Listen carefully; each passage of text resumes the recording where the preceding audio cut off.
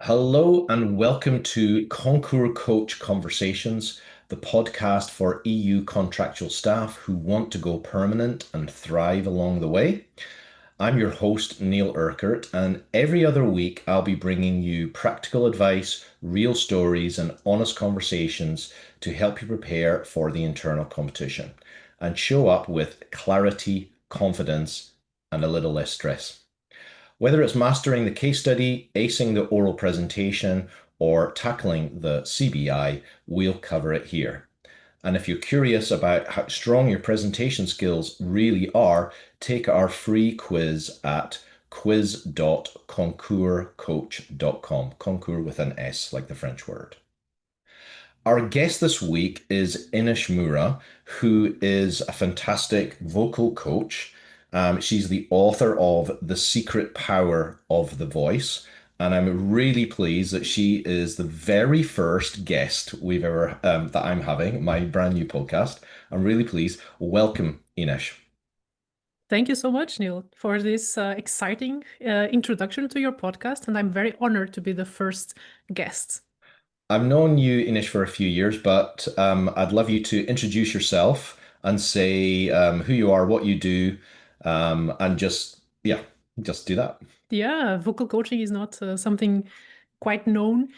So I've been a vocal coach for leaders, specialized in leaders and specialists and people that have companies, they are launching their business for the last 15 years. So as a speech therapist, I didn't like to work on, I would say, clinical voices, people with problems.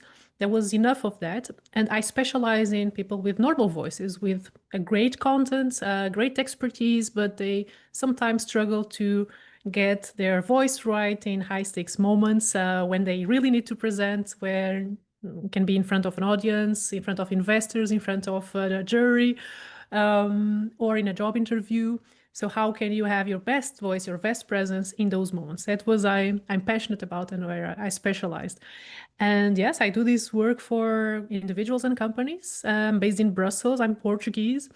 And yeah, I'm really passionate about this work and to see the results that come from seeing your voice in a way that people often don't look at it. Like they take it for granted, but they only when it fails or when it fails us in these crucial moments, they think, oh gosh, I shouldn't have that shaky voice, or I should have shown more confidence. I was definitely prepared.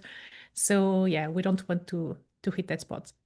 Absolutely not. In fact, more about the secret power of the Exactly. voice.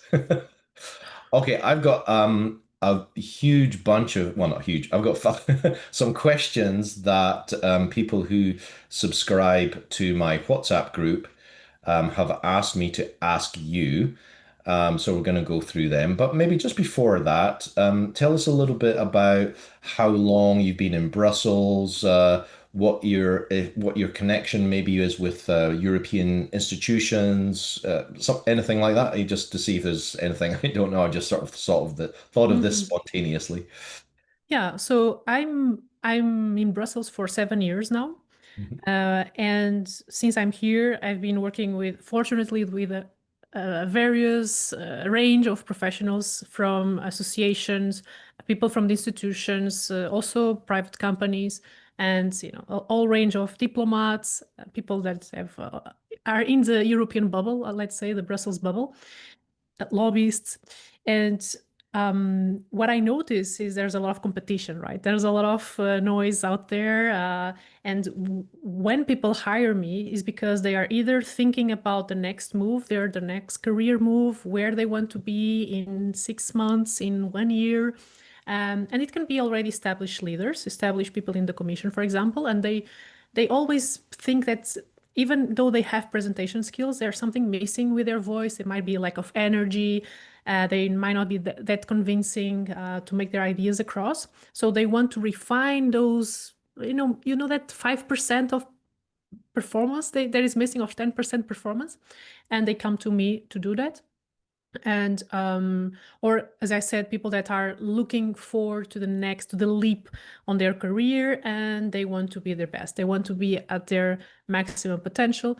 And if you have a similar curriculum to other people's, then what will make a distinction is your soft skills, right? And I would say Yeah, voice is a soft skill. I don't know, but definitely something that is your part of your brand, communicates your expertise. It's the vehicle of you communicating your value, right? So you want it to have your voice in the right place in the right moment. Otherwise, you might miss an opportunity. absolutely. Absolutely. So you work with people on a short-term basis where they've got a particular event, and then on a longer-term basis when they want to make a difference to their career, get a career boost, and you work with them that Yeah, way too. We'll yeah. talk more about that a little bit later, but that's just to, Mhm. yeah, just to Yeah, I clarify. can give you an example. I had Sure.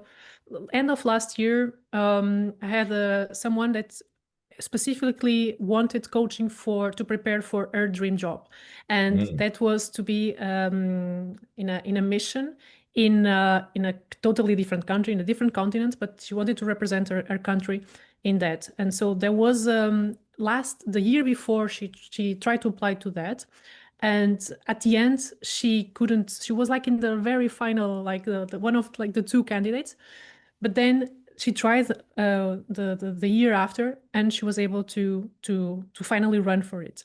And we prepared only for that specific interview because the content was already, practiced, rehearsed, but she really wanted to have the voice in the best.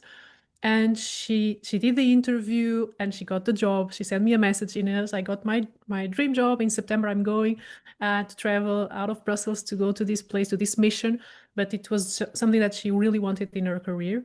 And so it was a very short project, just really focus on that interview and showing confidence, etc. So and you can see the result immediately, like, oh, I mean, you don't know how it was going to be without the work, but definitely gave a boost of, I'm sure what I'm doing. I'm not uncertain about how I'm going to show up. I have these techniques. So I'm much more prepared at all yeah. levels. So that lack of certainty can really undermine your performance because you're not confident about the use of your voice. Yeah, and it all comes to things that you also work, which is how do you deal with the nerves, right? Some Mm, people, yeah. when they are nervous, they show the body shows in different ways, and Mm, whilst some can disguise more the nerves, and other people they really have a direct reflect on their voice. And there's quite a lot of people that have a reflect on the voice because the voice is quite sensitive to emotions and to your mm, mental state. And therefore, if you are like really nervous, your breathing will change. And if your breathing change, then your voice will change because your voice is made up of breathing, right? So if you are not able to manage the nerves and also manage not only the breathing, I don't want to focus on only on the breathing, but if you're not managed to control a bit the reactions of your body to high stress, then your voice will show that you are nervous. And some people show more than others. It depends on your physiology. But voice is like an immediate reflect on how you feel. And you can test this by speaking with friends. If you speak on the phone with a friend, if you know well the person, you will understand via a small nuance in the voice if the person is mm. having a good day, a bad day, if is in a good mood, less good mood, because the voice shows that the emotions immediately. Yes, and that perception, especially when we're meeting people for the first time, as you do in an interview, where the people before don't know, like, or trust you, then that perception, immediate perception, can affect their future perception, like that first impression. Yeah, exactly. Exactly. The first impression is crucial. Great. So moving on to the questions that I got from my the people, my audience or people on my WhatsApp group, my WhatsApp community. What are some practical exercises to warm up? So before an interview or a presentation, to improve your clarity just before a presentation or interview, how can we care for our voices in the run up to that event? Mhm. So first, one disclaimer about warm-ups, because as a vocal coach, I have a slightly different opinion on vocal warm-ups than other vocal coaches in the out there. So if you have a high stakes interview or presentation, to test warm up before that event for the first time is not a good idea. So it's always good that you are familiar with the effect of an exercise with your voice. So you have to test it in advance and to rehearse it and see what is the effect of each exercise has on you. So I can give you, and I will give some exercises that I personally like recommend, but you have to test to see which is the best for you and how your voice reacts to an exercise, because every voice is different and the same exercise can have slightly different effects. Like in one person might be immediately take you to the voice that you want and give you that firmness, that assertiveness, that whatever is what you're looking for. And with some other person, that same exercise doesn't create an effect because they need another one. So that's why don't do this like the 5 minutes before. Don't test an exercise because you don't know how your voice will sound after that. Yeah. So just do it in advance. And also, at least the way I think warm-ups are really important, but they are not mandatory if you already have some if you have explored your voice in advance, if you know your voice, and if you are normally in a voice that is healthy for you, balanced for your age, your gender, your role, etc. So the most comfortable you are in your body and in your voice, the less warm-ups you need to calibrate to go to a different voice. So the more experienced you are and familiar you are with some voice exercises and voice training, the less you need them because your voice is already in a good use. It's already using good habits, even if you are not in a high stakes moment. So what I see as a warm-up exercise is your voice is 80% already good, but you are just giving some extra stability, extra firmness, extra projection, just preparing a little bit for that 2 hours that you have in front of you, or 1 hour. It can be a podcast, can be an interview, can be a presentation. So it's just gives the last mile. It's not everything that you should do for your voice, just doing warm-ups, because you do a warm-up and without a plan to do or a sequence or a training, you have an activation for some time, but then your voice gets back to an old habit. It doesn't change because you do a warm-up. It doesn't change like for the good forever. So you just have a temporary effect, which is good if you have an interview for an hour. Yeah. But it's not the best if you want to really improve your voice in the long run. Okay, so this is my philosophy around warm-ups. I have 3 suggestions for warming up for these situations. One is, of course, you have to think that you have to do this in private. So you will not do it in front of people. And by do it in private means do it in your car, on the way we go. If you go by metro, you have to do it at home. Or if you go in advance, which I always recommend to be at least 1 hour before whatever you are going to present or perform, check where there's a toilets where you can do some exercises and far away from where people are. So you can try the ground floor, the third floor, just discreetly go, like imagine that you are going to speak on the phone, grab your phone and then go to a different toilet and you stay there for like 5 minutes. Okay. So this is like practical tips, because you want to not be thinking if someone is hearing you or something like that. Okay.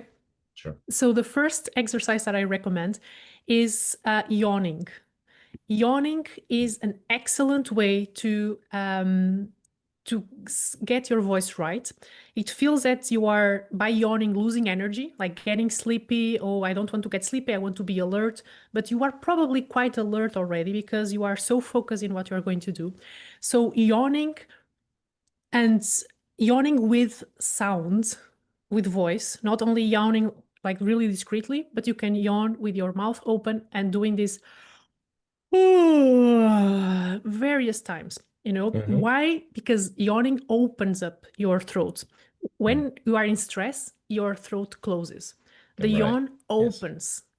So you already are creating space for your voice. You are already relaxing the muscles of your neck, and you are opening up your voice for resonance, to have space inside your mouth, to release some tension in your tongue, in your muscles. So yawning with voice, it's one of the best exercises to start because it's super safe. Everyone can do it. It's a natural reflex. and it really opens up the voice. And it's also reduces the pitch if you tend to be with a slightly high pitch when you are nervous. Yawning lowers the larynx and lowers also the tone of voice. Okay, so you speak slightly Yeah. more like a radio, in a radio voice. So that Right. is one of my top favorites. The Great. second Yawning. one, Fantastic. yawning, yeah. And yawning with like a lion, like wow, not like a oh. The second one is chewing. Imagine Mm. that you are chewing. And again, why we chew as an exercise? Because it simulates the movements that you are going to do when you speak. So chewing, speaking, they use the similar muscles, like they use your lips, they use your tongue, they use the jaw. And so when you chew in a exaggerate way, like you are imagine like having a big apple in your inside your mouth, or imagine like a big chewing gum. So chewing and making these muscles activated in the face will help to articulate the words correctly. Yeah, and When you are nervous, especially when most people will be speaking a foreign language as well. They'll be using the muscles in a different way. I yeah, really appreciate you're speaking in English. I'm speaking my native tongue. You're speaking in a foreign language. yeah, There's a real difference to the tones and the movements of the tongue and the lips. yeah. Yeah. And exactly. So not only you are probably speaking a second language, but also with stress, we tend to speak too fast.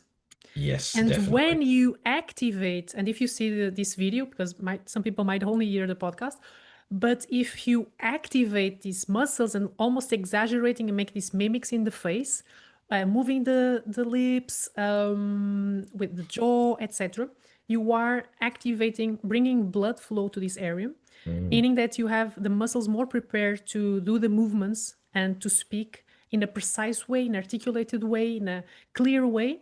And you are also open up your mouth to not mumble, for example, to not speaking too fast. So I always do the chewing, like even 30 seconds of it or 1 minute. Um, of course, you can chew something like having lunch, but it's always better to not eat 1 hour before Yeah. these things. So you have to kind of imagine that you are chewing something like really gummy and big, to activate the all the muscles here. So that is the second, my favorite exercise. And the third and last that I recommend, it takes a little bit more practice. That's why I normally don't do it in the first place, like my first option, because you have to know how to breathe properly and how to do some other things. But it's the exercise that you only need a bottle and a tube or a straw. Hmm. And this exercise is uh, really well known amongst actors, singers, and people that are also recovering from voice problems. But it's an excellent exercise to do it for this performance, punctual performance, when you need your voice to get your voice right. So you need like a bottle of water. I will show it in the camera because I also know that this will be available. You have a bottle of water with water until the middle, and Hmm. then you have a straw, can be a Yeah. normal straw, like a long one. Now you find them in bamboo, in metal. You don't have to, you might use plastic, but it's banned in the EU. And also you can order the official straw, which is something like this. Oh, Is yeah. long. It's Yeah. like 30 centimeters long, 1 centimeter diameter. And what it does is like you basically do bubbles for Ah, right. So you're use the straw. blowing. Yeah. You blow inside the air inside the straw to the water, and the water will of course be with all the bubbles. And if you do that and you do it with voice like woo, So sound. Yeah. woo, Hmm. exactly, then it will give your voice, I mean, you have to try it, but it will give your voice really a boost of projection, stability. um, and then you can do it like in a deep tone, like "Ooh," if you want to have a Hmm. more stable, or if your voice lacks variety, you can do with some voice variations such as "Ooh," but all inside the straw. Hmm. And if you don't want to bring such a big straw as I show it, I found like a portable option where you have like this, you can order this from, these shops like Amazon, Temu, etc. And when you have like a straw that you can bring in your pockets and use it with the bottle that you bring from home. So you can have like discrete, it seems like a case for like a earplugs, and Yep. then you can just take the straw out, do this, play with your voice these 5 minutes, and then just put it again in your pocket, and you notice that you have done like an extremely effective voice exercise. Great. And it's probably a bit more hygienic like that as well. Yeah, and Instead then you wash it. instead You of wash putting it it in the inside a washing machine. bag. Yeah, always Yeah. find like what I do is to bend it and to put it inside the bottle and close the Ah, bottle, I and see then. that works too. Ah, great. So Fantastic. these are the top three, and they cover a lot of things in the voice.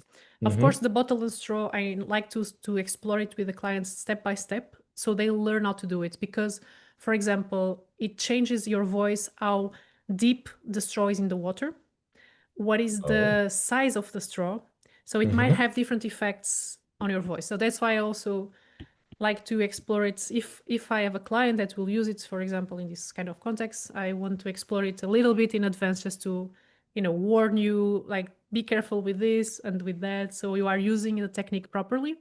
I mean, but it's not everyone can use it. Yeah. Okay, good. Thank you. So second question is, what are your favorite exercises to reduce nerves and stress? And how can we end up or avoid ending up with a trembling voice, which often happens under stress?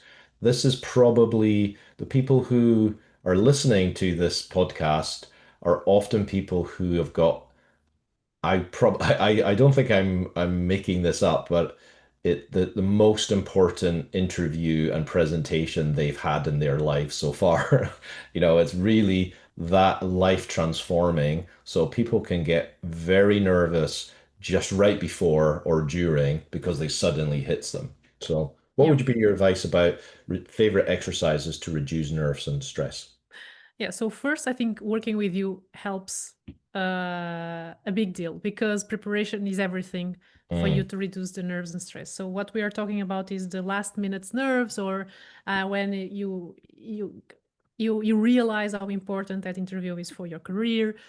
But I really want to highlight preparation is key. When it comes to voice, one first principle is that the voice is a product of the body mm, and emotions. So you of course you can do the previous three exercises, and it will immediately calm down the nerves, especially the bottle with a straw, because it implies that you are doing a long exhalation to do the bubbles. So, and while you do this long exhalation, you're also calming down your nervous system, right? So it yes. also has an effect, and yawning also relaxes your nervous system. So I'm just saying that besides this voice exercise that will put you in the present, put you in your body, and make you feel more prepared, I would say that it's extremely important the maintaining an active and open posture when you Hmm. are feeling the nerves, because our body tends to close more, like our shoulders. Even if you don't notice, you might feel that you are, for example, while you are waiting, if you are waiting in a chair or in a kind of a sofa that is not good for your posture in terms of being active, I would prefer to stand up and to wait while you are standing, right? Right. And to go next to a window and to breathe some air and to do like a discreet Superman or Superwoman power pose, even with your hands in your pockets, but don't wait, sit, like try to maintain an active posture. And if you need to be seated, sit in a way that you are open, when you have like a kind of a power pose posture, where you make sure that your arms are spread in the chair, that you might have your leg crossed, but in a way that is not like super small. So um more sort of chest open Chest rather than open. hunched down. Yeah. Yeah, exactly. Why? That you are allowing your breathing to work better, and you are Hmm. also stimulating, according to some theories, you are stimulating also testosterone and reducing cortisol when you are in a more ready, prepared, and active posture. So active posture will immediately give you a more confident voice because you are not coming from a state where you were seated, curved, like all like in this weak position. And then you Sure. have to kind of create that confidence while you enter in the interview, like those steps that you give, when you enter the room, you don't have the time to boost that confidence in those moments. So you have to work on your excitement and confidence before through your posture. So So if that's some of the work that Amy Cuddy's done, for example, on yeah, with posture. the Yeah. with the power poses, and it Yeah. doesn't have to be like a Superman power pose. You probably are waiting with other candidates in the room, or I don't know what. So, definitely the way you are seated and the way Yeah. you stand to grab a coffee, a glass of water, uh, then it will change your physiology, and that will change your voice. So that is Right. the first thing that I recommend. The second thing is. Uh, Sometimes, even without realizing, you might enter in a loop of negative thoughts, such as, what if I don't answer the questions? What if I have a blank? What if I don't know how to say this? Or if I forget this part of the interview? So if you find yourself having a loop of negative thoughts, stop it. Like, learn how to stop that and say, okay, this is not real.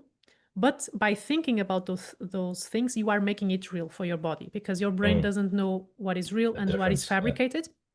So if you are creating an environment where you see yourself having a blank, missing something, your voice trembling, then your body thinks that is what they need to do right now. They Hmm. need to produce that, because they don't understand that you don't want that. You want to avoid it.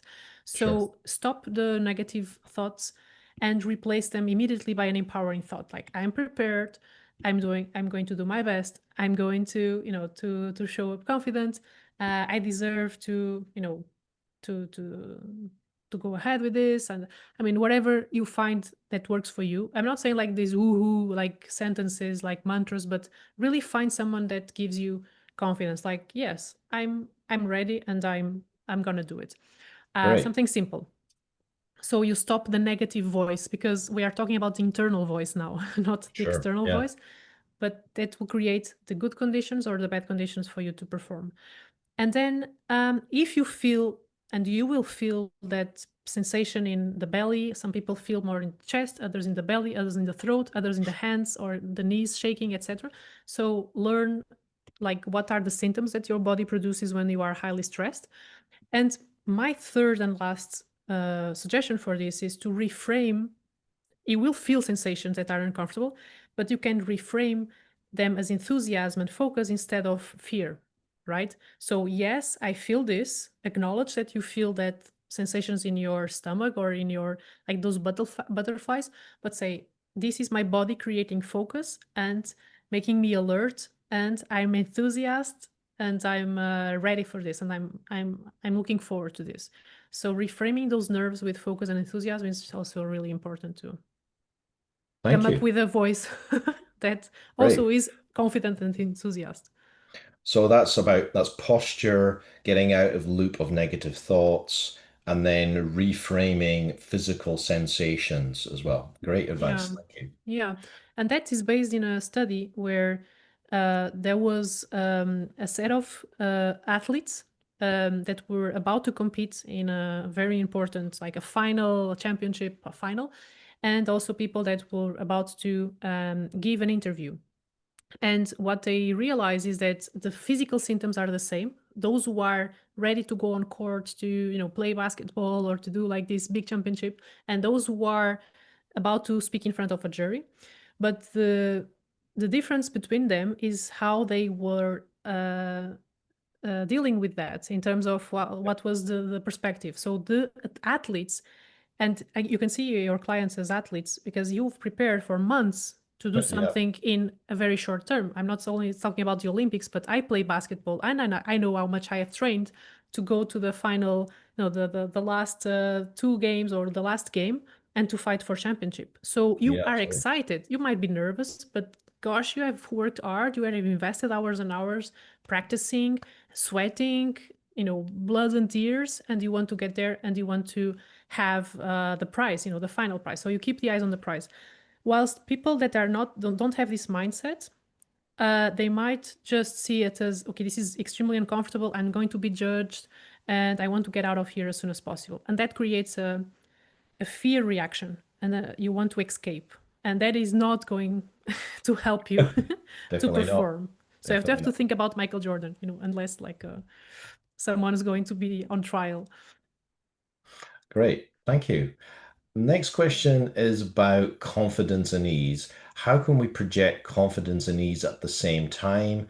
How about authenticity but still sound authoritative? I don't know. Are these two completely different states that we can't really meld, or is it something you feel like you can that maybe something we can do something about? Yeah, that's a very good question, because they can go hand by hand, right? You don't need to go either confident and at ease being a different thing. Like, I think quite of being confident, it's being at ease. And if you think about a style like, okay, let me give an example totally out of the European bubble, but if you think about Obama, you Yeah. think about Yeah. someone that is confident and is at ease, right? Mm. So I don't think you definitely can have both. Um, and and then the second is about authenticity and sounding authoritative. Authoritative. Yeah. So I think you can be both. You don't have to choose being authentic or being authoritative. Like, and Yeah. people, I have a lot of people that naturally and authentically they are quite authoritative. But you, when I say authoritative, I think maybe people are referring to being assertive, like Mm. to answer in a way that is not about pushing someone to do something that they want to know, because you are not in that position either in an interview. You don't For want a to sound presentation. Yeah. authoritative.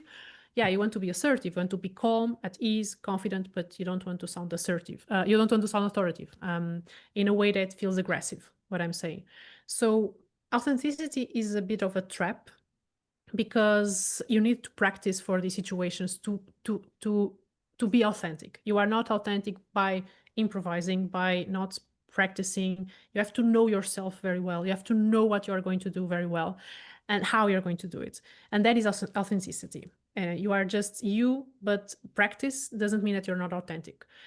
So at least in my area of expertise, there are three things that I think you can use for be confident, sound authentic, but still you need to practice this. So the first thing that you should pay attention is your pace. So it's three P's. The first P is pace. Pace yourself, because often people speak too fast when they are nervous. This Yeah. is so common. Definitely. And speaking too fast, like speaking in a certain space is okay. And um, there's even a metric, like how much, like a number of words per minute that you speak, like a rate of words, what is confidence and what is getting nervous. So I Right. think, I Right. don't have exactly the numbers, but from what I remember, and I have it in my book, but I think it's 190 um, words per Words minute. per minute. Mm. It's confidence, is like what Steve Jobs was using in his presentations back then in his Apple days, and when he was alive, before. But but more than 200 words per minute, it's too fast. Okay, and there are some programs. There's an AI tool that I use for my clients that is called Udly, which is a software that you can use to practice your speech and gives you the rate that you spoke. Like if it's too fast or too one of the analytics that gives you after recording yourself is to give you if you were too fast or too slow. So if you are speaking too fast, it gives the impression that you are nervous. So Oh, be able. yearly is it called? Yearly. It's Udly. Udly. Udly. Yeah, How with do you two spell that? O's. Yeah, yeah. It's AI Y-U-U-D. tool. Yeah. Okay, cool. It's Great. a tool that you can use. I mean, now we have 5 free attempts per month, free, and then you have to pay like a small fee if you want to have the license. Sure. But I mean, it's worth it if you are practicing for something that's, you want some feedback on, also, voice content, etc. Although the voice feedback is not at the best, but still, like, gives you, if you are repeating too much, if you can be more concise, if you are using non-inclusive words, the rates that you spoke, etc. So the pacing is super important to make sure that you are not going too fast through your message, because people don't get if the message is too fast, and you are Yeah. not conveying that poise that you need to in order to sound confident. The second thing that I really recommend is for you to make use of pauses. So pace is the number of words that you say per minute. Pauses is the breaks that you do in the middle of your sentences. And pauses are your best friend if you want to convey confidence. Gives you poise, but also there's other nice side effects, which is giving you time to breathe and time to collect your thoughts if you need to, collect your thoughts to give a better answer. And like, even if someone asks you a question, don't rush to answer it. Just pause for 2 seconds before answering. And that gives also the signal, depending on your body language, of course, that you are, thoughtful about the answer that you're going to give. So not only pauses after hearing a question or after asking a question, but also in the middle of what you say, it can be interesting to make a pause, not only to breathe, but to really make an impact, and then say something that you want to make it memorable. So pace pauses. And the third is your projection. Again, when we are nervous, sometimes our voice goes somewhere else and we speak too soft. And again, if you speak too soft, might be connected, linked to lack of assertiveness and lack of, Mm. you are not sure Yeah. about what you're saying. So it's important that you practice to reach the more distant person in the room. So if you are speaking to someone that is 1 meter away, 2 meters away, if there's a big boardroom and if you have someone in the other side of the table, you need to speak to that person, not the person next to you. So enough projection, not shouting, of course, Mm. but speaking slightly. Now I'm increasing a bit of volume, but if you speak slightly in a just a little bit louder than you probably will speak to a friend or to your intimate partner, but that gives a little bit of this person knows what she or he is talking about. And also, that little boost of projection reduces the trembling, because the voice trembles Ah, with less wow. air. So if you speak soft, your voice might tremble more than if you speak slightly louder. Like, imagine that the person in front of you, is a bit more away from you, a bit, just half a meter, or it has some problems like hearing, whatever. But just speak a bit louder because that reduces the trembling. Wonderful, wonderful. So that's pace, pauses, and projection. Yeah, And anyone who's ever listened to me talk about presentations knows how much I talk about pauses as being the biggest mistake that people make, or lack of pauses in terms of yeah, not having any pauses is just all one, and that's yeah, one of the biggest mistakes, especially in terms of the use of the voice. Great, fantastic. yeah. Okay. The fourth question I had was, how can voice modulation be used strategically to influence an audience or an interview panel positively? And which vocal habits can unintentionally undermine credibility? How could we Mhm. correct those? So, So this is definitely two questions, right? yeah, it's definitely two questions. So it's like influencing an audience, a panel positively, and Yeah, what undermines credibility? yeah. So first, you talk about voice modulation, and when we talk about voice modulation, you have different ways to do it. Hmm. Not everyone is comfortable with the five of it, but you can make modulations on volume, so speaking Hmm. louder or softer. You can make modulations on tonality, speaking in a flat tone, or use some intonations in your voice and some musicality when you are speaking. Of course, I'm exaggerating now, but you understand. You can have the way you articulate some words. You can have pauses, as we spoke, and we have the pace, like speaking fast and slow in different parts. So this is voice modulation. And so, as I said, some are easier than do than others, or need more training than others. Actually, the pauses need a lot of training because you feel so awkward doing it that you Yeah. need to hear yourself and hear your voice, or you doing pauses to make sure that it's not that awkward for the audience as it's for you. But tonality, for example, I think it's one of the keys to use. And tonality is to basically think about your voice as a soundtrack of emotions, right? So if you think that if you are excited about something, and then you have to sound excited, and to sound excited, you really need to put some waves in that voice. Otherwise, it doesn't sound excited, right? You Uh-huh. put people to sleep. So Mm. tonality is one of the best and the simplest way to um, activate that voice modulation. And of course, if you want to go deeper in the technique, you should modulate certain words and not others. So I'm not saying that you need to have all your speech with all this modulation, because otherwise you are always like, you are not highlighting anything. You are just having a pleasant voice, expressive voice, but at the end, I don't know what you are focusing on. And so when we use voice tonality, we should use in certain words. So, for example, I don't know if is there a sentence that people will, you know, say in this kind of interviews. Can you give me an example Example. Let so me we can see. practice together? I'm just trying to think like what's a good one? Maybe something like an opening question. So how can we say we control um, technology when we don't control the code, the chips, or the cloud? And then the person will answer that. Yeah, and then it's a rhetorical question. Yeah. How can we say how can we say we can control technology when we don't control the code, the chips, or the cloud? Yeah. So in that question, you can highlight different things, right? If you are asking a rhetorical question, how can we Yeah. control, or how can we control, Mm, how can we control the code, the chips, so you can highlight different things, and this is using tonality. Depending on what your answer goes, you can already in the question highlight which part you want to explore after in your answer, for example. right.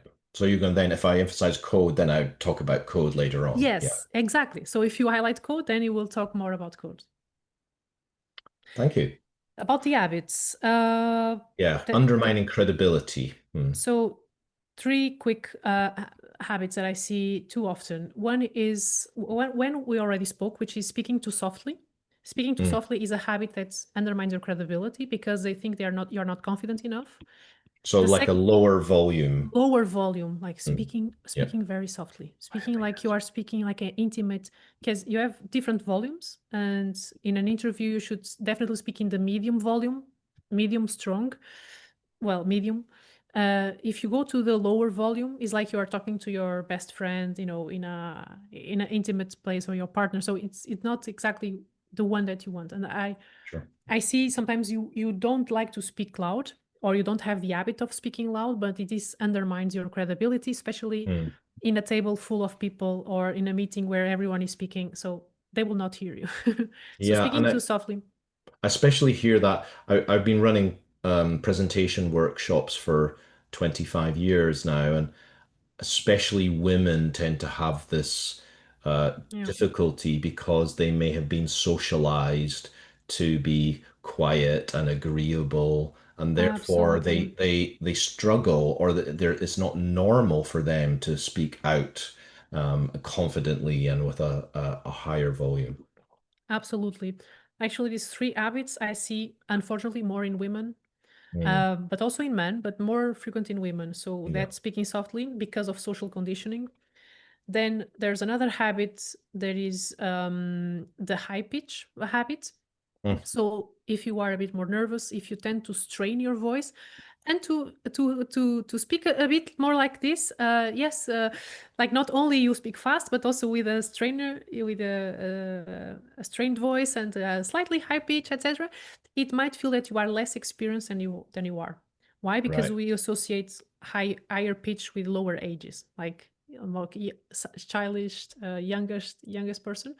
And so if you men or women, if your voice goes up slightly, then you have to be careful because it undermines credibility, because you might be the most experienced person in the room, but your voice might convey that you are a junior.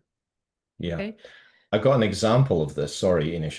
Yeah, go ahead. Margaret Thatcher, she was the first female prime minister in the British history in 1979.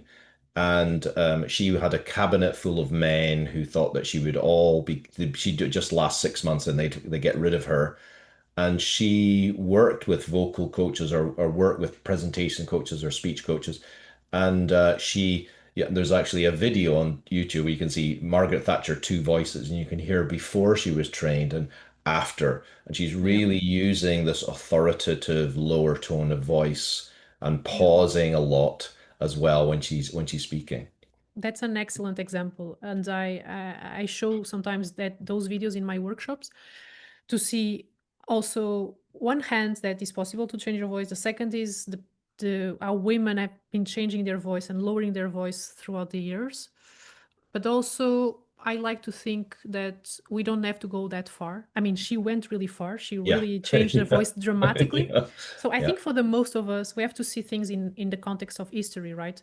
So Yes. she was really an exception, and She was a pioneer. Yeah. they said, okay, if you are not like them, they will not listen to you. So there was Yes. no space for any femininity in back then, Mm, in especially in the such an aggressive context as is, you know, yeah. the British politics.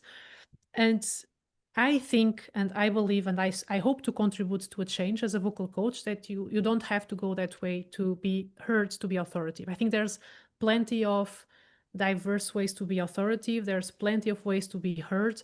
That doesn't mean to change your voice that drastically. So let's go back to authenticity, right? Mhm. Because I think we can all take advantage of our natural gifts, make it better, make it, you know, fine tune a few things, get rid of some habits, because most of the times the work that I do is not to make your voice, you know, do something totally different than what is authentic, but is to Yeah. remove the habits that are in the way of having your natural voice. That is a concept that I explore in the book, in my book. And so, like, that book, yeah. Thank you for showing it for the camera. So too high pitch might undermine credibility, but if you are a woman and if you have a woman's voice, you don't have to speak like Thatcher back in the Right. days. That is my Great. message, right? Fantastic. And then the other is the what we call the up talk. Up talk is when your intonation goes up at the end of the sentences while it should go down or at least stay in the middle. So, for example, if you say, yes, I'm very good in doing this, and I'm also an expert on that, and I think we should have implement this measure. So, if you go like this at the end of the sentences, it sounds a question. So, it sounds that you are asking for approval of what you are saying. And again, undermines credibility, right? Great. Avoid So that. so Record your that's voice and make sure that you don't do that. yeah, that's a great. I mean, it's a great tool. I recommend everybody. So you hear it here from Inish as well. You know, record yourself, record how you look, but record how you sound. Then you can because we don't actually hear our natural voices through our skulls. We can only actually hear how they are by Yeah. recording ourselves, Yeah. and hearing how it sounds to everybody else. Yeah. And if you do a video, close your eyes and just listen to your voice. Yeah. Yeah. Okay. Good. Great tip. Thank you. Last question is, what's one piece of practical vocal advice you'd give someone who wants to significantly improve their interview performance right now? I mean, you've already given quite a lot of Yeah, get this a is a lot of course. tips. Really, thank you very much. That'd be great. Is there anything else that you feel that maybe you haven't mentioned yet that you think would be something to like a last takeaway? Yeah. So we spoke a lot about this, and I think everyone listening to this podcast can take at least one tip to easily implement from now on, and to implement in these things, or something that they want to develop further. But I think it all goes back to what I said, that the voice comes from the body. So Mm, my last piece of advice is start with the body, because the voice is a product of the body, and the way you are like using your body in these situations is really important. So some things as you can try to lose up a little bit your body, you can stretch, you can yawn, you can Mm. like make sure that you feel relaxed. If you have any breathing exercise that you like, I personally don't insist a lot of doing specific breathing exercises before these events because they might turn against you depending on how you are breathing. You might be breathing in places that trigger more anxiety. But if Mm. you are well familiar with any breathing exercise, do a breathing exercise, a meditation, etc. Don't experiment the first time when you do this. So you have to make Yes. sure that it's something that works for you. And regarding voice and body, I think like it's easier to say I don't want to be nervous, but my final piece of advice is what do you want to be instead? Okay. You want to be Mm. calm, you want to be confident, you want to be, I think it goes more or less to these two, or you might have like excited, but too excited is also not too good. So and embody that emotion inside you, when you are preparing, when you are like moments before, like breathe as you were breathing if you were calm, breathe as you were breathing as you were confident, breathe as you were breathing as you were excited, and and see immediately the changes that creates in your body, because your voice will follow. Your voice will follow. So that will be the last piece of advice. Always come back to your body, because this is where your voice lives. Fantastic. Thank you. A sort of last question I think of. Um, is who would you say your vocal heroes are? I mean, we talked about, especially for women, where you don't want to go to the sort of Thatcher extreme where she just really spoke like down here a lot. Is there somebody who you would advise your clients to follow or to listen to see like the potential or the range or somebody like that? Yeah, I mean that is the most subjective question I know. You can ask, because there's billions of people in the world and billions of voices. Some people would prefer. Of course, you have to see the context. One thing is a musician that you'd like the voice and to listen Hmm. to, and it's pleasant, and you can find really weird voices that you really like, but they are so particular and they have such a particular style that you don't think uh, that you like for some reason. Even a voice that is wrong in terms of health, and if a lot of tobacco, a lot of bad habits, alcohol, it might sound sexy to someone, or and that can be a good example of, oh, I like this voice. For other people, a good voice is that meditation course or teacher that you follow, and the voice is so calm and so relaxing that you really want to listen to that. Other people, other clients or people that I work with, they send me like Simon Sinek's videos, like, oh, I really want to speak like Simon, because he's like clear and has these emotions. Others like Obama. In terms of female voices, and as I said, I'm a huge defender of being authentic, being your feminine, using your feminine side if you are a woman. You don't have to speak like a man. That is just perpetuating the stereotypes that we had. But I like leaders such as the former the leader of New Zealand, Jacinda Ardern, the former Yeah. prime Mm. minister. She's a very good example of you can be empathic and assertive. You can be Yeah. soft spoken, kind of, and put journalists in place when they ask you really silly questions. So there's such a Yeah. nice videos of her just answering questions, like really tough questions, in a way that it's not aggressive, but it's assertive. So Jacinta Ardern is one of my favorite, role models for voice for women. Of Hmm. course, there's the context of politics, and and also, yeah, Michelle Obama is also a good example. There's this poise, this presence, but yeah, here in Belgium, I don't see, I don't have like in mind a specific like CEO or something that I would say, yeah, So you no, go. no one from the EU context. Because I'm also a little bit critical of the EU context. That there aren't really, there's a difference between certain major figures and some other major figures, but I don't really see somebody who like, oh yeah, they really got it. No. No. I It's think not just me then. Okay, good. no, I think the bar for presentation skills and for voice skills, the bar is quite low in Europe, Yeah, unfortunately, for our yeah, politicians. I yes. see, I mean, even the UK, US, I mean, they have good examples, but when I have to look at polit- politicians or people into this the European bubble, I don't see like, oh, that person is really amazing. Like you should. Mm. There are some people that are good, they perform, it's okay, but I wouldn't say that this is really like the because I think the bar is quite average here within our countries. Um, I hope it gets better. That's why I have a lot of market here.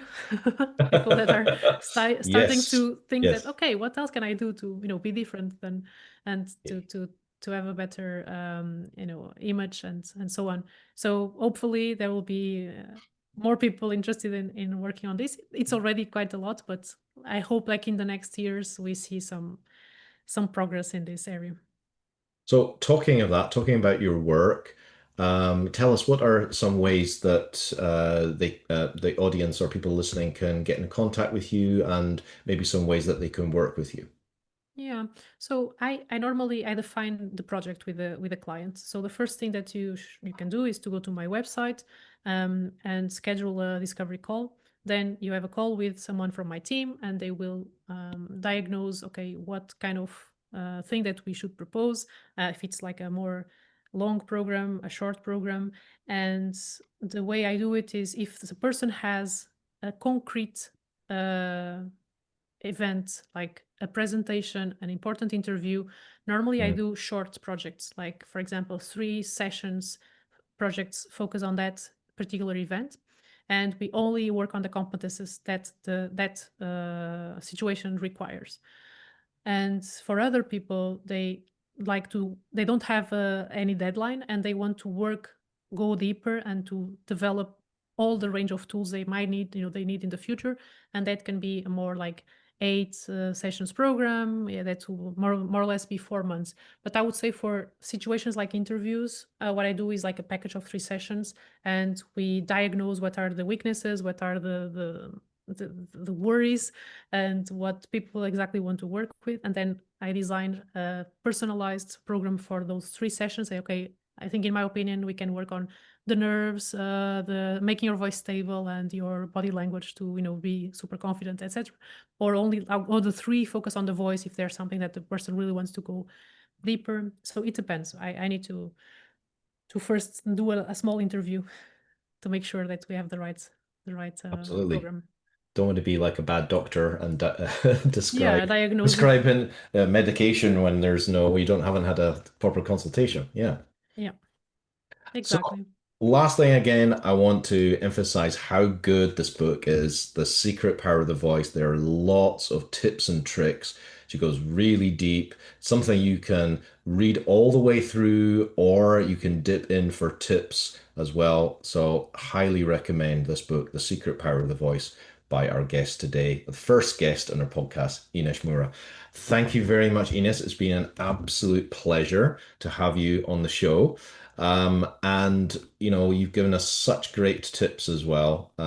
Really wonderful. Thank you so much. Thank you for inviting me, and all the best for this show and the future of this podcast. Thank you. So that's it for this episode of Concours Coach Conversations. I hope you found it really helpful and a little bit inspiring as well. Well, more than that, very inspiring. If you're working on your presentation skills, why not take our free diagnostic test at quiz.concourscoach.com? It'll show you exactly where you stand and what you need to work on next. And if you enjoyed today's episode, please subscribe, share it with a colleague, and or even leave a review. It really helps us reach more EU staff just like you. Thanks for listening and see you next time. Thank you.